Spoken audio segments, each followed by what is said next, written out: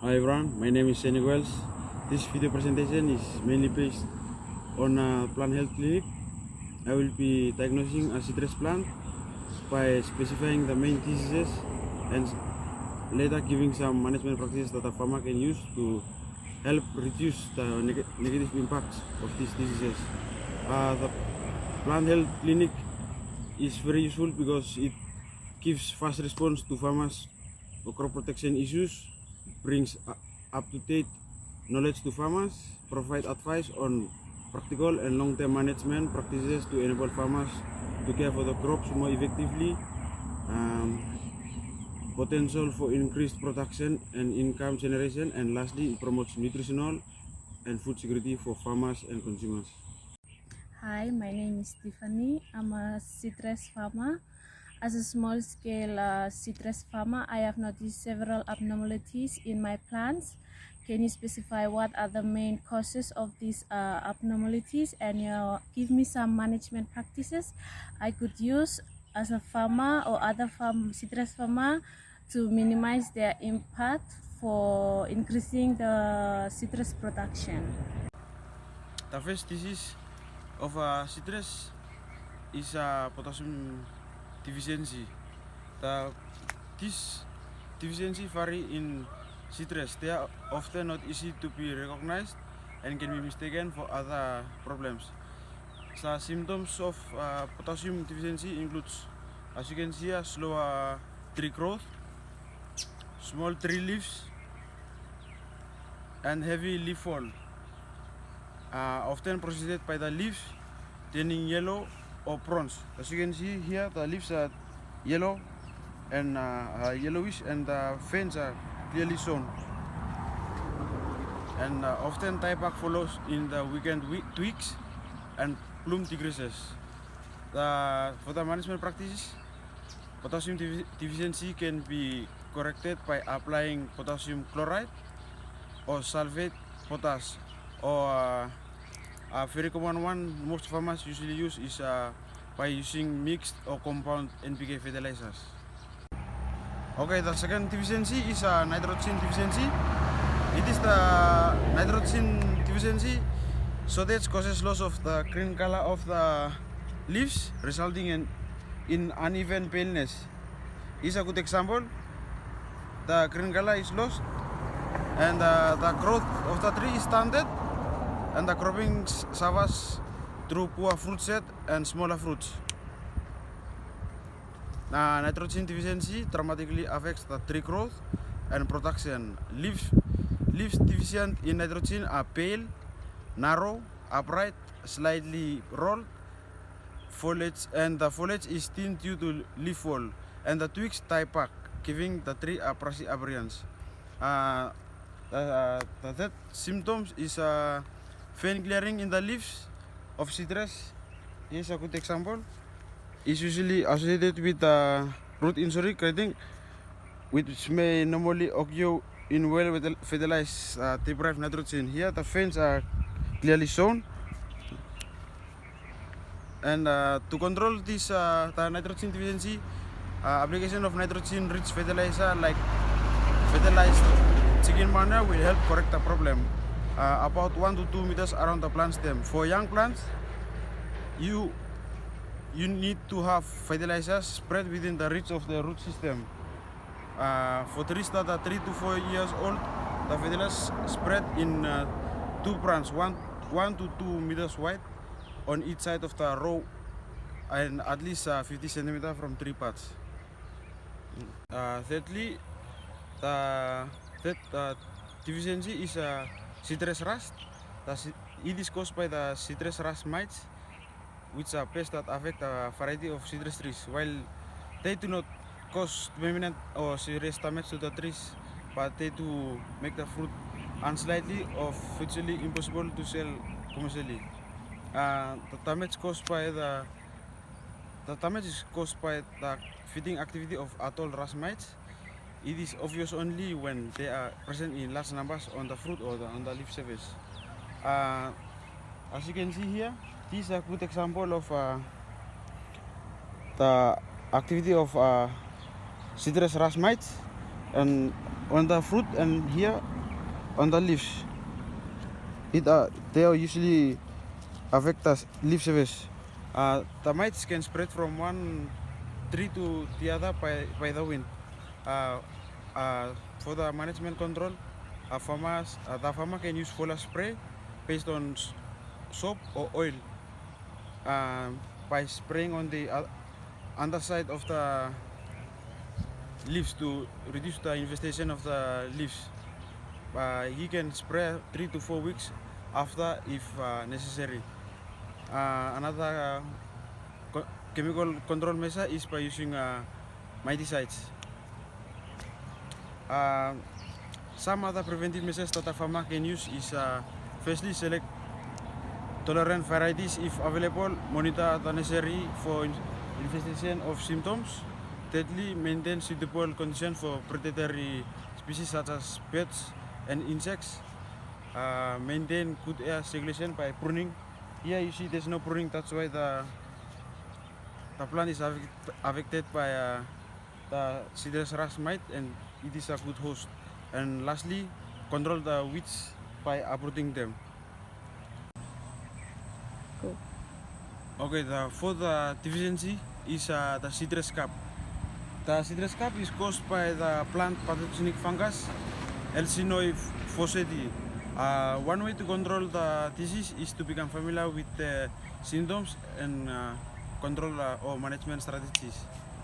The citrus scab is widely common on a number of citrus cultivars in many countries where there is high rainfall and temperatures are conducive for infection and causing considerable damage in nursery and orchards. Some common symptoms of the citrus scab is they are characterized by irregular swelling, corky outgrowths up to 33 millimeter across the leaves and deeply cracked on the invaded side of the leaf, and corresponding depression forms on the opposite side. For example, in sweet orange, the scab lesions are flatter and smoother and tend to be circular for up to 44 millimeter in diameter. This is an example of citrus scab that is affecting the citrus fruit. See here, the scab that the fungus is causing on the surface of the fruit.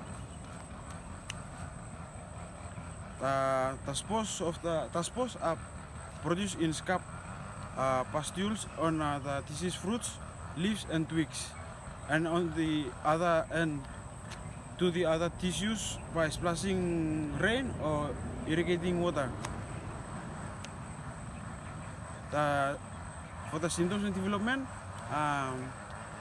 citrus fruits remain susceptible to infection and the disease until 3 months after petal fall. Growing leaves are the most vulnerable ones and become resistant to the fungal infection just before they reach their full size. The management practice that the farmer can use to minimize the spread of citrus scab is by using only disease-free plants. This to reduce the introduction of inoculums, and secondly, all leaves, twigs and other debris should be removed from the area to minimize inoculums. Alright, lastly, the fifth disease is citrus canker. This is caused by the bacterium Pseudomonas citri. The bacteria affects leaves, twigs and the fruits of citrus plants, causing them to drop and unripe fruit to fall onto the ground. All types of citrus are affected by this disease. The citrus canker is common in both hot and wet areas. The canker significantly affects the strength of the citrus tree, causing the leaves and fruits to drop prematurely. The fruit of the citrus can be affected, but it's safe to consume. The bacteria that causes the citrus canker in the leaves enters the leaves through wounds that is caused by the weather or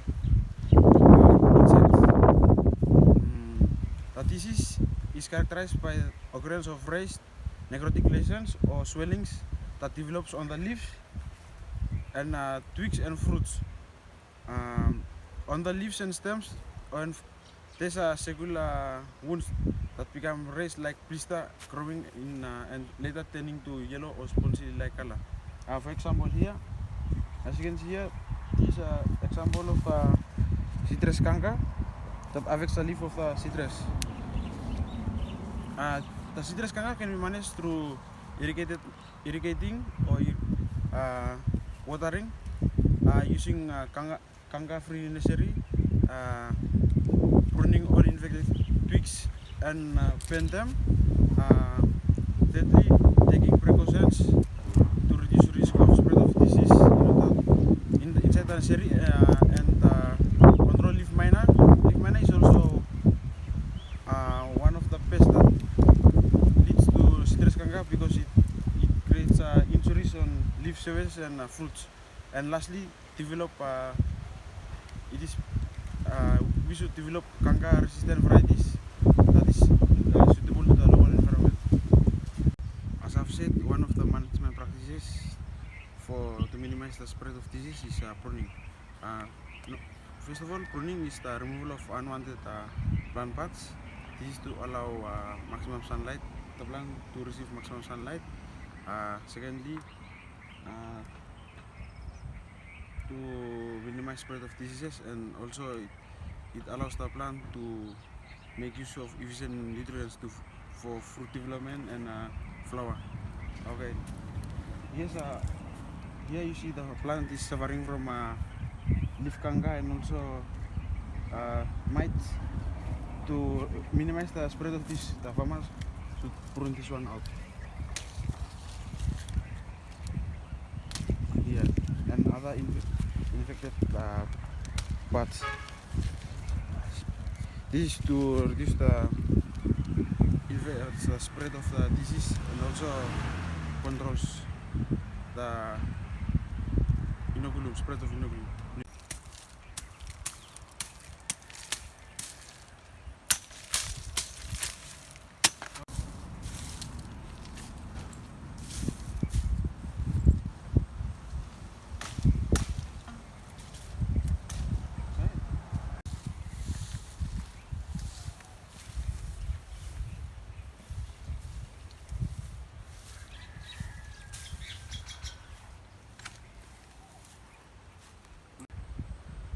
One way to reduce nitrogen deficiency is by mulching or by using animal manure as compost.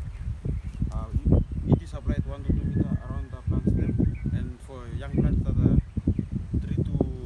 are 1 to 2 years or 3 to 4, it should be 1 to 2 meters around the stem. For potassium, which is for potassium deficiency, to the use of NPK, it is applied around the stem 1 to 2 meters. And for like this one, example plant debris or twigs and branches that are pruned, they should be removed away from the farm for at least 10 meters away to reduce the spread of disease.